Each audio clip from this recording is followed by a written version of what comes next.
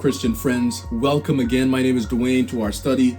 This week, another day in our study, light from the sanctuary, light shining from God's holy sanctuary. Well, today we're going to talk about a fearful word, a word that gives people the chills, the word judgment. When we think of judgment, what do we think about? We think about courts.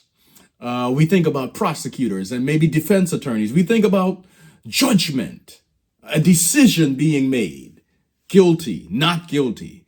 There are all kinds of things that the word conjures up in our heads and in our minds. When the Bible speaks of judgment, it speaks of the fact that God will judge this world. He will judge human beings. In fact, in the book of Daniel chapter 7, verses 9 and 10, the Bible makes clear that the Ancient of Days comes to his throne and there's fire all around and the books are opened and a work of judgment begins.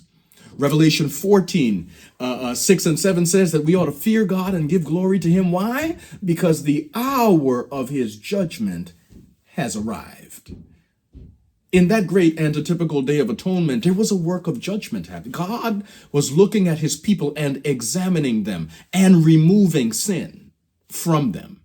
So a work of judgment is not something to be feared because God is the one administering it and God is the one doing everything possible to save us. Christ has sacrificed himself so that we would not be afraid of the judgment if we are in him. We are covered by his righteousness. We have really nothing to fear. The judgment is more of a time of revealing the faithfulness of God's people than it is pushing away the wicked and sealing the doom of those who have not been faithful to God.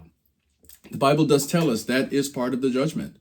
If you read Matthew chapter 25, verses 1 to 13, the Bible tells this wonderful parable. Jesus tells this parable of the bridegroom that comes.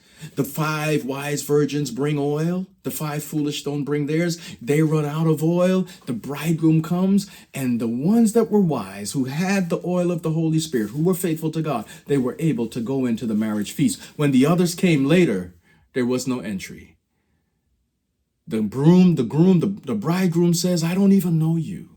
This is the frightening pronouncement that gives us fear of the judgment. But we need not be people who are subjected to that pronouncement from God.